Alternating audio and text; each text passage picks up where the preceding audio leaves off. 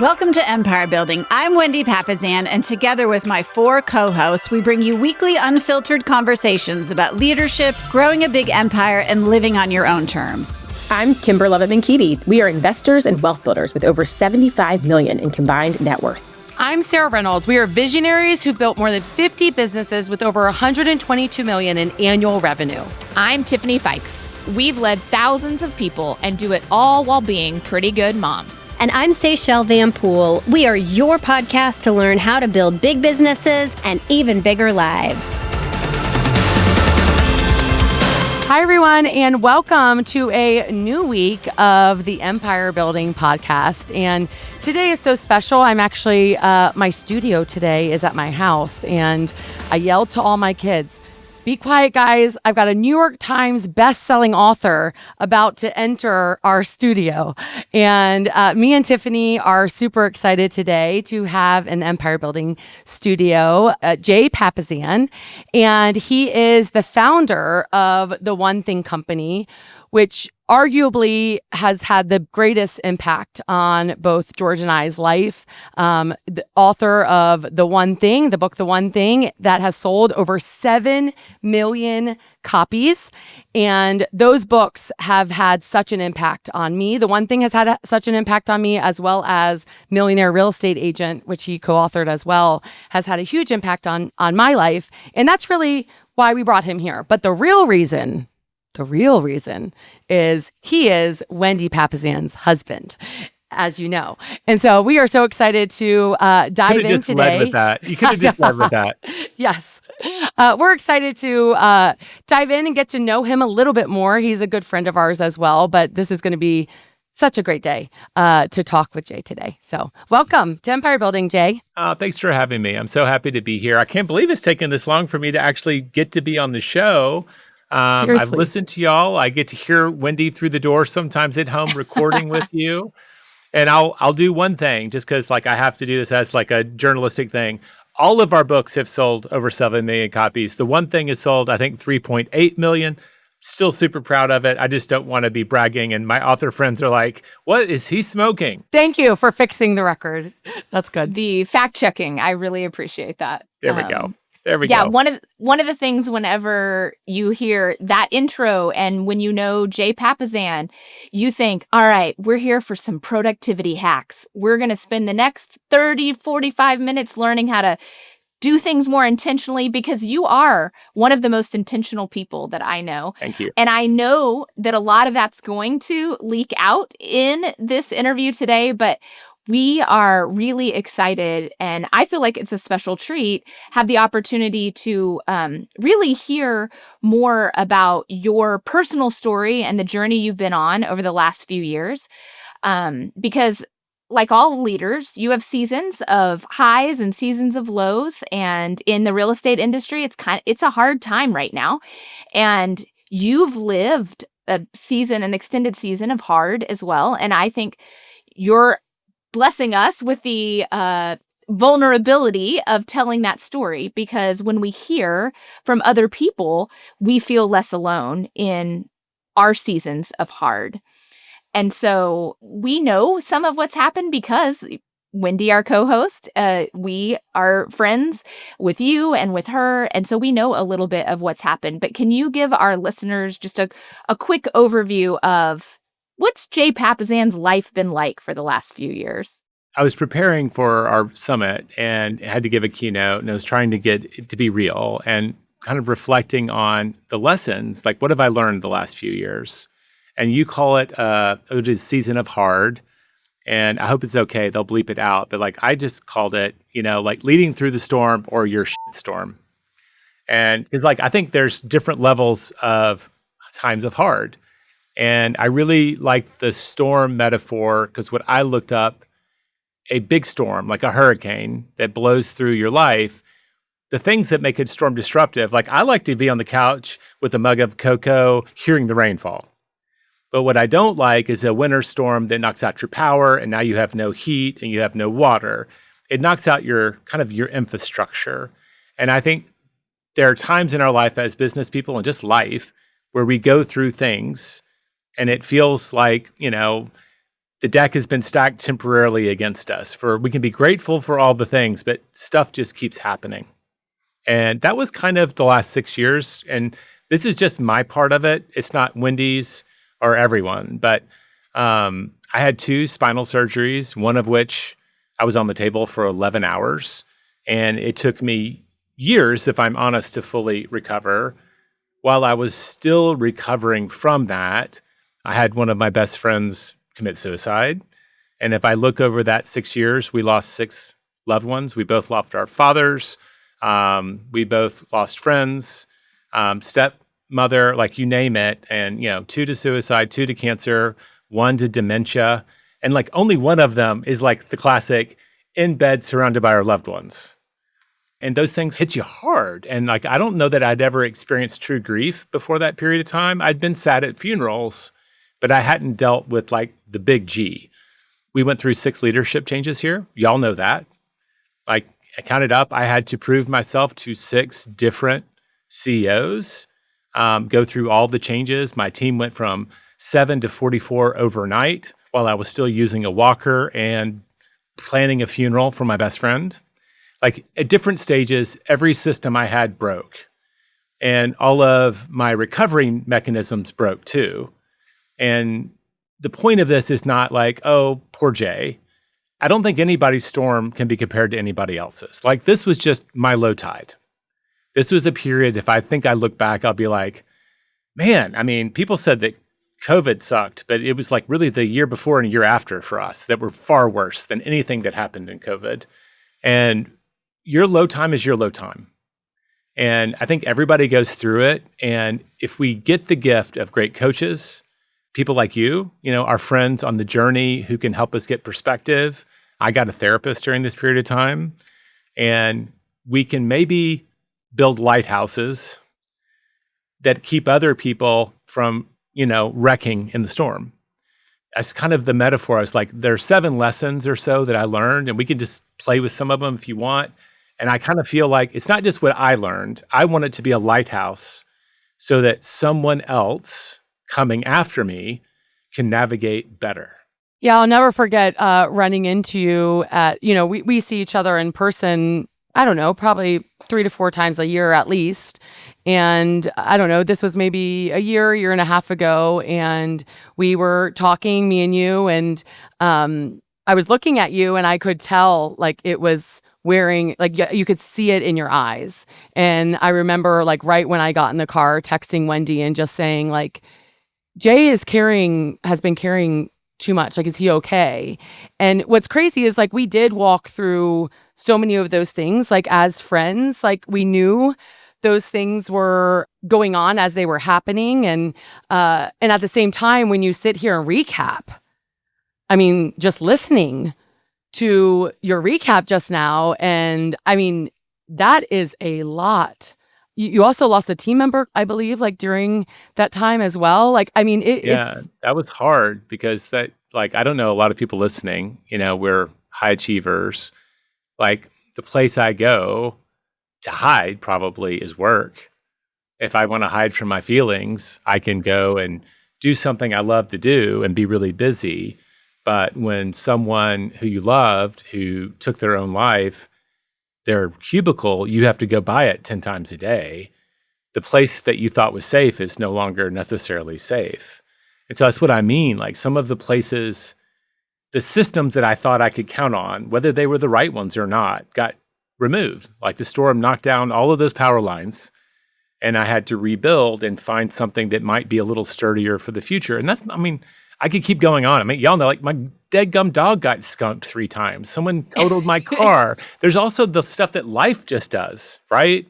I lost a partner, not to death, but we separated ways. I got a job back. I was working 2 full-time jobs. And all the junk that Wendy was dealing with, right? And so sometimes it is like a hurricane. It's not just a storm. It just feels like, wow. And if you live a big life, right? Your podcast is empire building. The one thing, it's not about average life, it's about an extraordinary one. I do think that people are surprised that in pursuit of something much bigger, your problems don't get smaller. They get bigger. And we have to grow grow with our businesses so that we can surmount and live through those problems. And that was part of the journey that I had to go through. I had to grow or I had to quit. And I refused to quit. Yeah, you chose growth. I don't know why I'm shocked that you haven't a great analogy for this, author and writer, but this storm and this idea of lighthouses. As a leader, I love that, where you're like, all right, this thing that happened to me will be used for good. It's like redeeming the experiences by helping others have something to see in their storm. And so I love that. Let's talk about your lighthouses. It came from a question, Tiffany. Like, we all know the value of coaches. And I've had 3 coaches through this. And we were reflecting and get with a little distance. And so the question I ask now is kind of a hybrid, is what is the story that you will tell about this season in the future to someone else who's going through it? And I get emotional because to me, it's like, that's it. That's why I have to have this conversation, because we all know that our kids are going through something and we went through something and we have a story that we can offer them that will help them navigate that thing. That's a lighthouse to me, right? That's a lighthouse. And I'm sorry, I get all emotional talking about that. My number one value is impact. And so if I am willing to go into these dark places versus try to bury them, and I think most of us just want to bury it and leave it in the past. If we're willing to go there, maybe with our therapist, with our loved ones, with our coaches, we can excavate something, right, that will shine a light for other people. And that's just so important to me. And the thing that made me the most happy is after I gave this speech, some people came up that I know have been their storms are worse than I can imagine. Escape from countries, where death was a very real threat every single day, that sort of jeopardy. And they said, I think I now know that I have permission to go back and see if there's something I can carry forward from that'll help other people. It gave them a positive reason to go to those times. So I interrupted you, Tiffany, but that question, what story will you tell about this season when you're helping someone else in the future? I can get through it the second time. Yeah. It's a great question to ask when you're in a dark moment. That's a great question anytime. Along our leadership journey, that is a powerful question. And I love, see, there you go. Already providing great questions for people to consider. I love it. Okay, so let's go through. Tell us some of the lighthouses that you were able to excavate that could help somebody who is going through whatever their dark time looks like. I'll riff on a few of them and we can see where it goes, because I'm sure y'all have stuff of your own to share. Y'all are parents. Did y'all ever study Dr. Becky? Oh, yeah. I love Dr. Becky. Okay, so there's probably half the audience nodding their head and half the not. And I was given her book by Carly, my assistant, and she's like, you're going to love this. And I remember reading this book on parenting and thinking, this is maybe the best leadership book I've ever read. And how we show up as parents for our children, I think a lot of that is how I aspire to show up as a leader. And so one of her core reframes, do you remember what the book's called? Good something? The Good Inside? Good Inside. Yeah. Good Inside. Her core belief is that you don't have bad kids. You have good kids that are just going through a bad time, right? So much of what we call acting out is them experiencing something we haven't yet given them the tools to handle. And so, I think the first thing we have to do, high achievers, I'm just assuming your audience and my audience are the same. We got high achievers, entrepreneurs, go-getters. We have an affliction about how we talk to ourselves. Because our standards are so high, y'all know about the gap in the gain. We tend to always see the gap between us and our aspirations and our grand vision and never give ourselves credit for how far we've come. And in my executive coaching and my working with people and training, I see it all the time. And we have to reframe the situation. So I think the first gift we can give ourselves is everything is going to heck. Everything that we touch does not turn to gold. In fact, just the stinky opposite, right? Skunk. Everything gets skunked. And it just feels like you can't do anything right. And I can remember so many times, how in the heck can I lead other people when I can't even lead myself right now? Right. And I was trying to answer that question again and again. And I think the first lighthouse for me, the first answer was just, we have to reframe. It's like, it doesn't mean you're a bad person or a bad leader. Maybe I'm just a good leader in a tough season. And giving ourselves just an ounce of grace, because everybody else is. And we're the last ones to do that for ourselves. So like, how do we give ourselves permission so that we can reframe how we're viewing what's actually happening, instead of just piling on and beating ourselves up while the world is beating us up? Kind of say like, no, I'm a good leader and I'm in a really rough season and I can do it. I can work my way through it. That's so good, Jay. That makes me think of a conversation I had with one of our agent growth coaches this week, who his wife is 27 weeks pregnant with twins. He has a 1.5-year-old son as well. And she was admitted into the hospital, and one of the twins is not doing well in her and is going to be in the hospital for quite some time. And his mom last week had a heart attack. So all of these happened in the same week.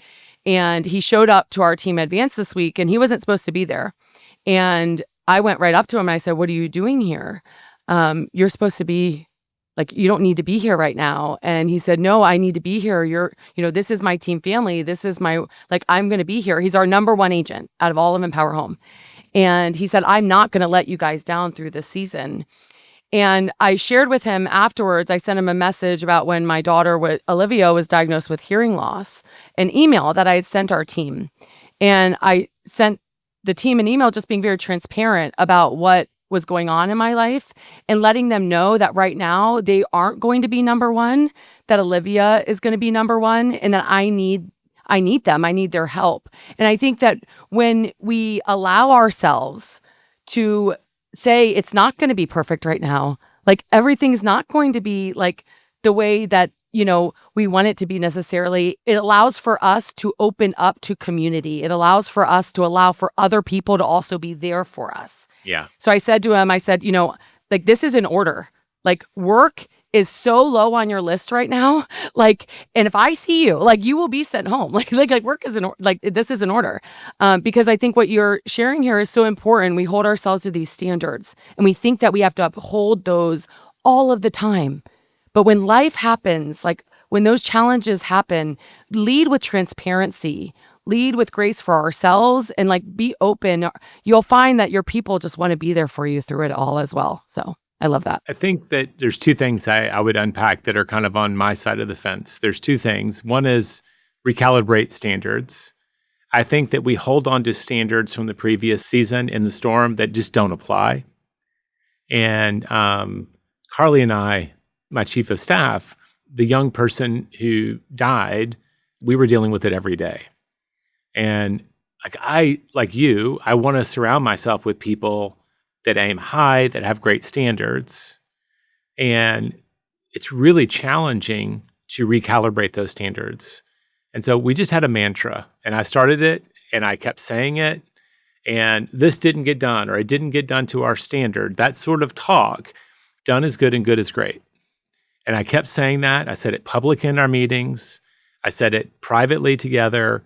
We had to set a different standard for this season. It doesn't mean we can't raise it again on the other side. But if we hold ourselves to these out-of-date standards, we're just going to drown. And the other one is to reprioritize.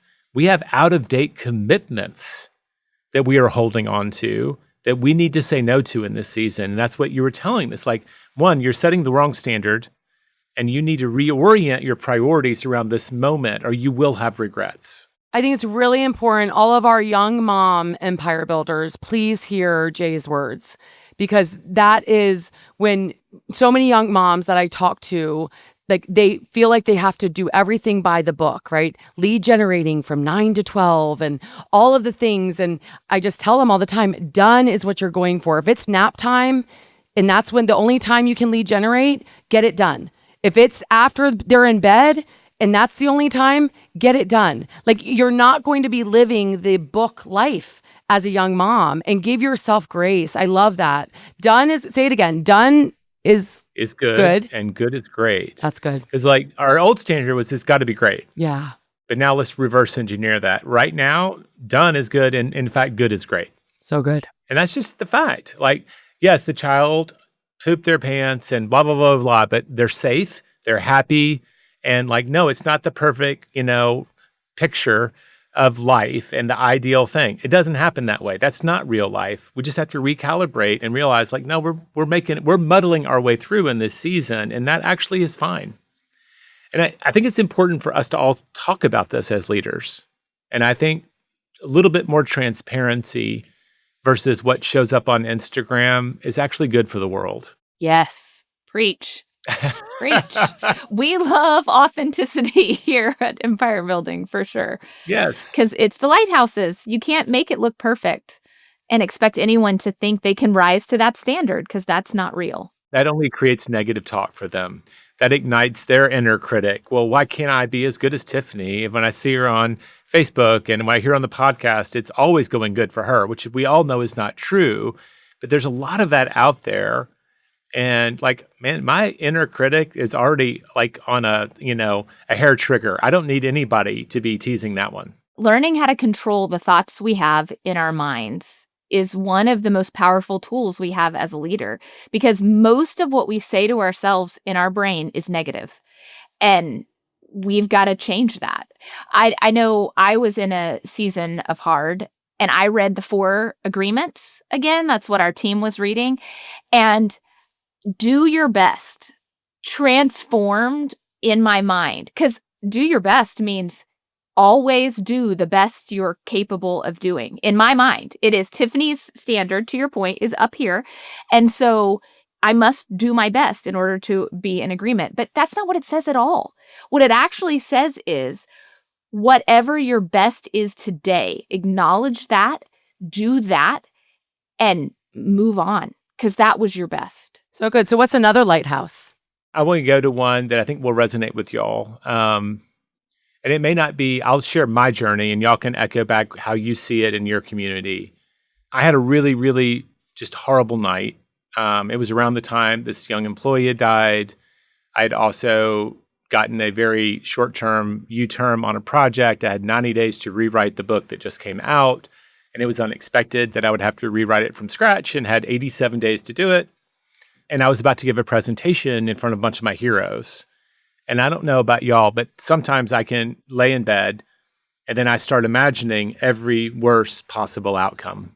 And my coach at the time was Jordan Freed, and he said, that was your night of fevered dreams. And I didn't sleep. I was like almost full-on panic attack. But I was imagining that the people I relied on most, and there were really 2 that I leaned on harder than anyone else, my wife, Wendy, and my partner here at work, Carly, and I was unfairly leaning into them too much. I imagined that for reasons at that moment, that Carly was going to come back from her vacation and give me notice. And you think about, you can have a wobbly stool on 2 legs, but one leg is fallen over.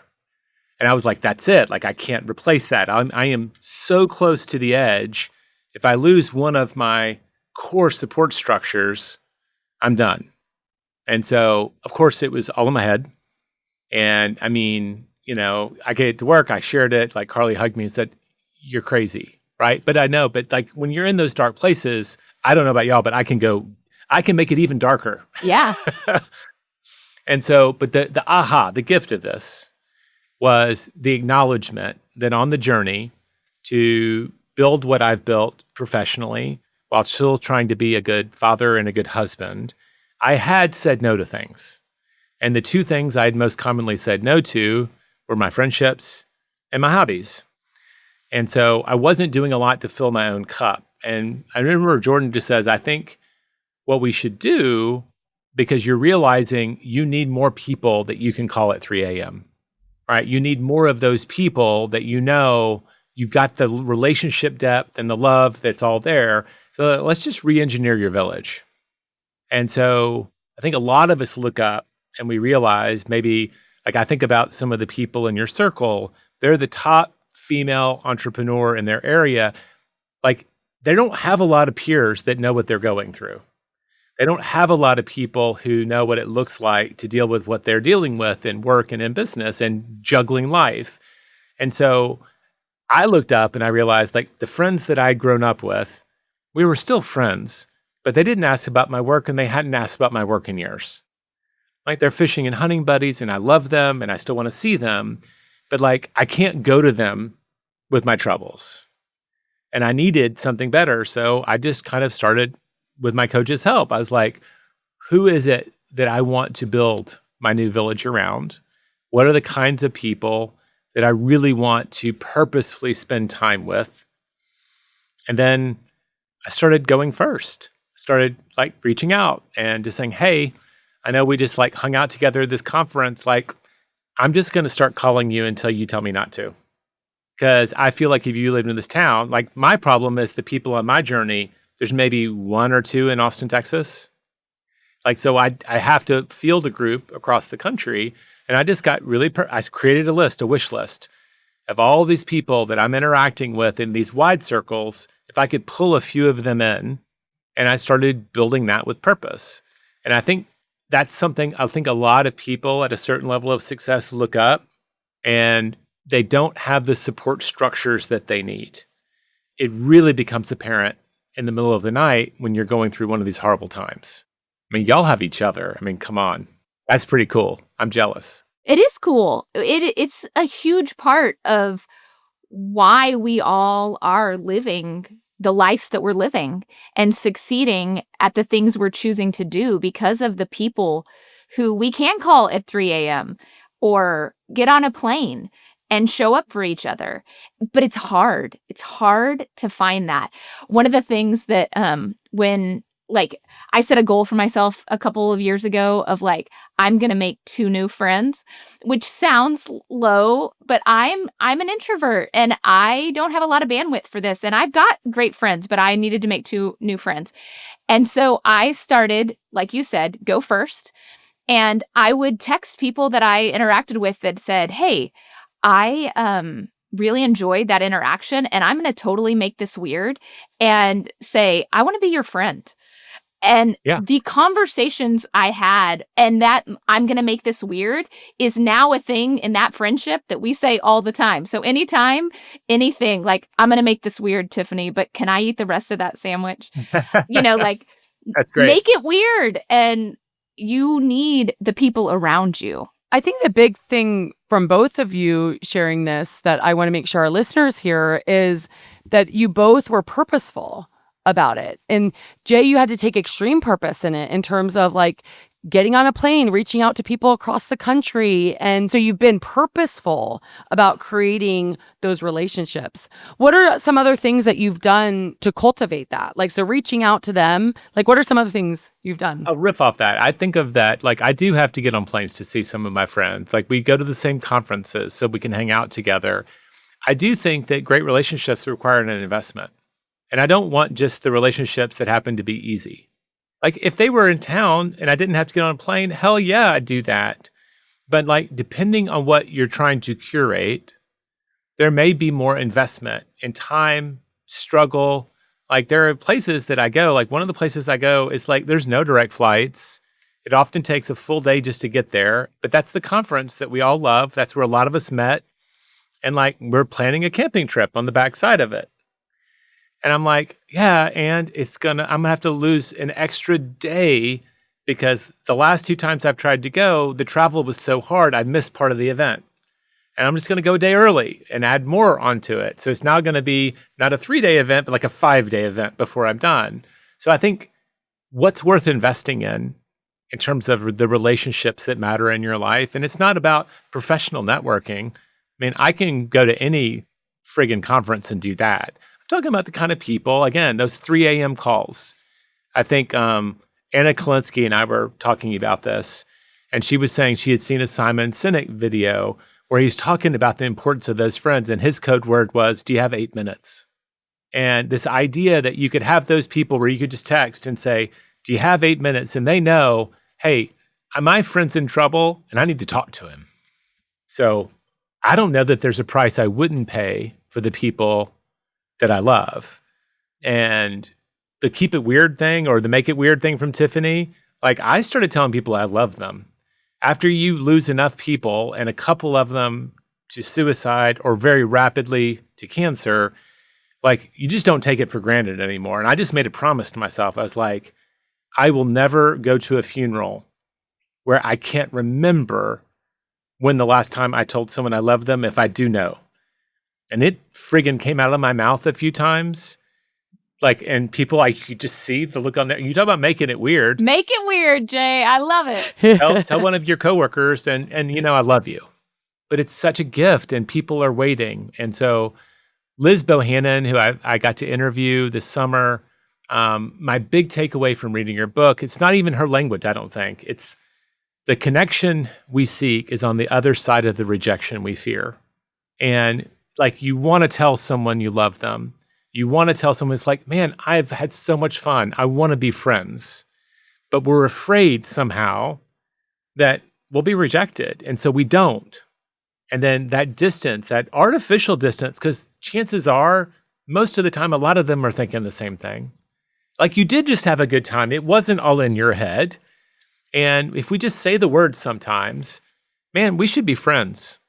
We should be friends. This is really fun, and we should keep doing it.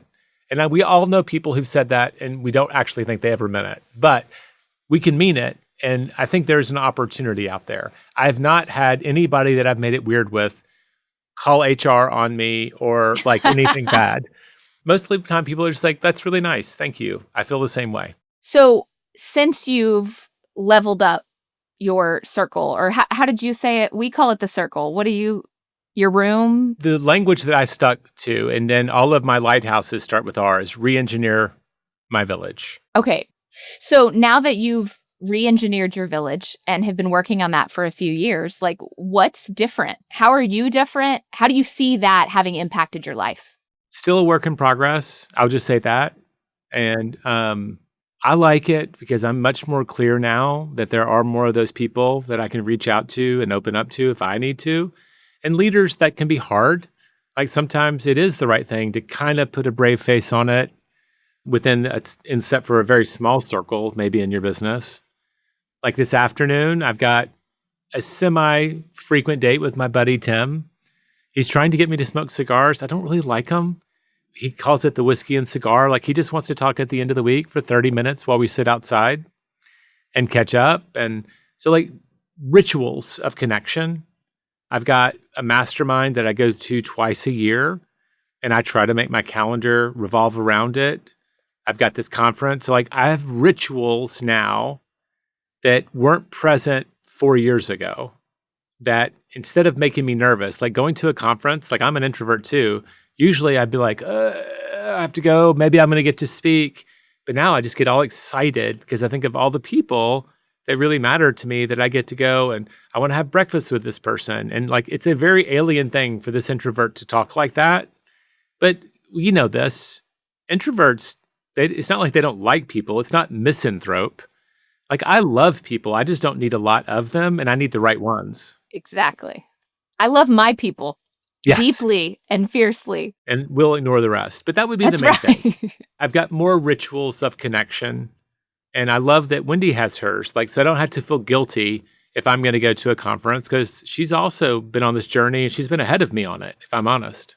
She started the purpose, right? Like, she was the most purposeful in the beginning, and all of us now as part of her circle, like, are also purposeful, and you've got to put in the time. And then also, like, it does take time to build those deep relationships. Like, just like Carly and Wendy on your stool, right, didn't happen overnight, right? Those were developed. And I think as we develop them, like, your stool becomes stronger. And I think I've had a rough week myself and didn't sleep for 3 nights this week and was fearful of a team member hurting themselves this week. And your story today is hitting really home with me personally. And I think about the times that we lose when we don't have those, like, meaning like that day, probably you weren't the best. When you didn't sleep that night, when you were thinking about like, oh my goodness, like, my stool is about to fall down. Like, I'm about to lose one of these legs. Like, it ends up impacting every part of your life, every part. And so sometimes when you think about the investment that needs to be made in building, right, and re-engineering, the investment that needs to be made, you actually end up making that investment no matter what. It's whether or not you're making the investment for the village, right? Or away from the village. Because I think a lot of people, like, what led you, I'm just curious, what led you not to just go internal? Because I think so many people I have found don't re-engineer, don't become on purpose about it. Like, what made you not like just become so much more like internal and carrying it by yourself? Well, like what talked to him, I said him by name. Jordan was my coach. I know that like any stable platform needs multiple legs. And like he's showing up for me. And I was like, and I wasn't giving him credit for already being there. So I think having a coach for me is something I've always had. And I think of it when people ask, is like, I want a partner on the journey. I want someone who's very much in my corner. And yes, you have to pay for a coaching relationship. But I want, this is the chance that I made an investment. And I do want the focus. I'm here because you're here to help me on this journey. You can be a partner to me on this journey. And he showed up that way. And we're not coaching clients anymore. We're friends now. And that was very obvious during the journey. But he's someone who helped me see, like, one, there were more people than I was giving myself credit for. And that's also, again, when you're in a dark place, you just don't see things right. That's why a coach is so valuable. And I looked up, and because we had lost a young person, too early and too close, and it happened in a work environment, I'm going there and I'm trying to find free resources for therapy and make sure that all of the young people that are also impacted have the right resources. And I look up and I'm like, I need that resource and I should role model it. And I had to call around, and I literally couldn't get an appointment to find a friggin' therapist when I needed one.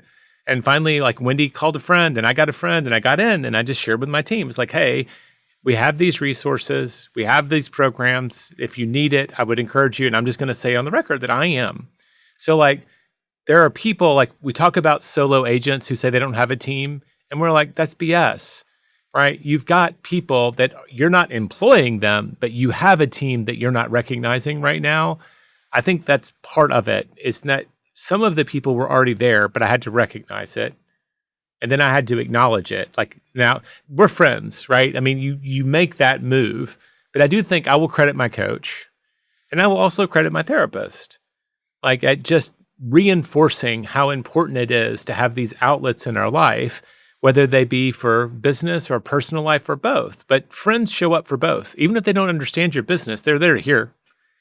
And talking it out loud helps us process. It's just a relief. It's just a burden lifted. And you chose to lean in. So I know we're almost on time, but I have a question that I have always wanted to ask you. And so we're going to pivot a little bit. Make it weird, Sarah. Make it weird. It's not too weird, but it's like, no. We'll make it weird. No, the pivot is weird. So I have so many male friends. I have an amazing husband. I'm surrounded by a lot of great guys.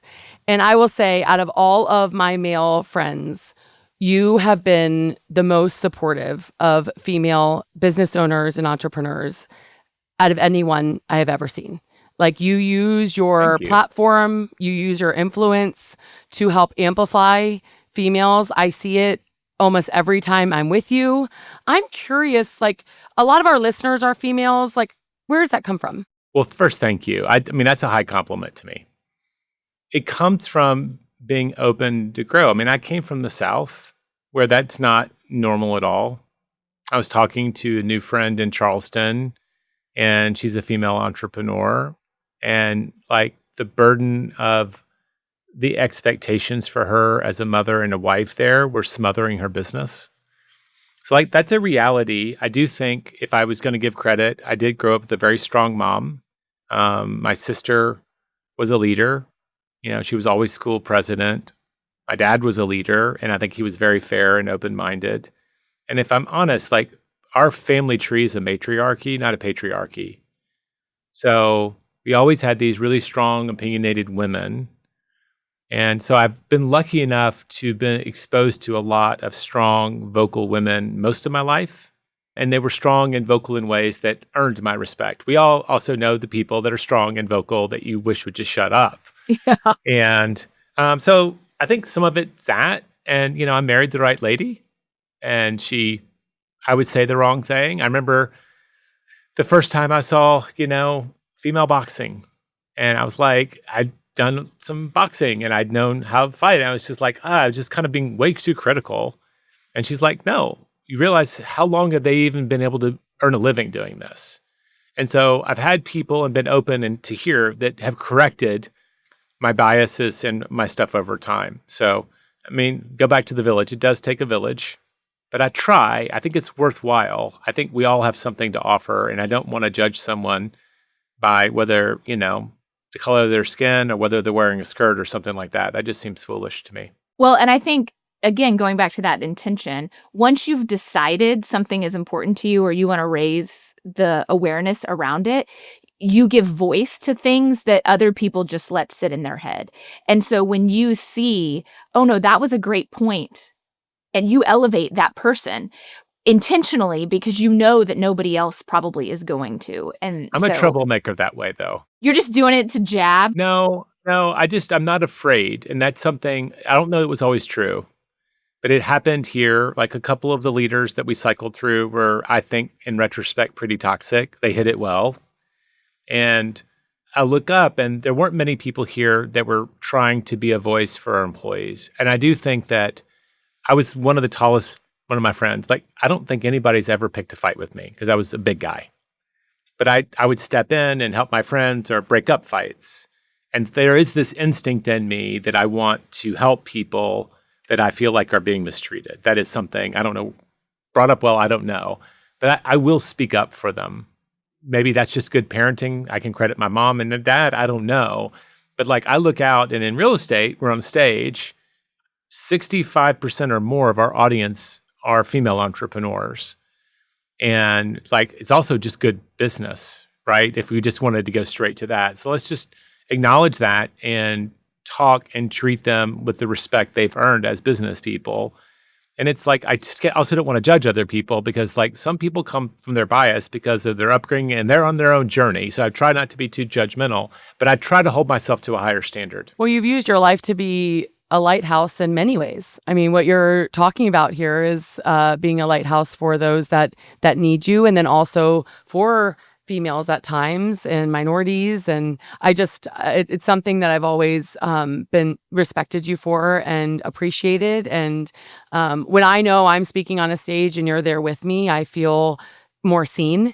And I just appreciate it so much. Thank you. That means a lot. Jay, I so appreciate you being willing to do the work that allows you to revisit these experiences that you've had so that you could create the lighthouses, like you call them. And just to hit back through the ones that we heard today, number one, you've got reframe the situation, how we talk to ourselves in our head really matter. Number two is revisit your standards. There's moments in time when you can't hold yourself to the same expectations that you have in the past, and learning to release those is huge. And then number three is re-engineer your village. Thank you for having me. And I'm happy to have you on my podcast since that's what we're doing. Yeah, it's great. Where can our listeners follow you? I think a lot of them already know, but I would love to make sure that where would you like them to follow you and get more information? They can go to theonething.com. The good thing about the name Jay Papasan, as to date, I think there's 8 billion people. There's only one Jay Papasan according to Google. So I can't really Really? And we have him here live with us. Yep. Right now. The 1 in 8 million chance that this was Billion. Billion. Oh, billion. Me. Yes, of course. Yeah, I mean, this has been such an amazing podcast today, and I had so many takeaways. And when we're talking about re-engineering our village, Tiffany and I would be doing our listeners a disservice if we didn't talk about our village. And a big part of our life in terms of the support that we get is through Her Best Life Empire Circle. And if you are listening and it really resonated with you, Jay's story of needing those other legs on his stool and needing to re-engineer his village and his support system. And if you're a female entrepreneur that's listening, that wants to build that big business, that is building that big business and wants to have that bigger life and be supported, have that village as you're going through it, we just have to mention, go to herbestlife.com. and check out Empire Circle. Maybe that is the village that you need to come join. And Tiffany and I are a part of it and is such a big part of who we are. And that's why this is such an important thing to talk about. And so check us out at herbestlife.com, and we would love to talk with you through one of our discovery calls. So have a great week, everyone. And thank you for listening to Empire Building today. Bye. This podcast is for general informational purposes only. The views, thoughts, and opinions of the guest represent those of the guest and not Keller Williams Realty LLC and its affiliates, and should not be construed as financial, economic, legal, tax, or other advice. This podcast is provided without any warranty or guarantee of its accuracy, completeness, timeliness, or results from using the information.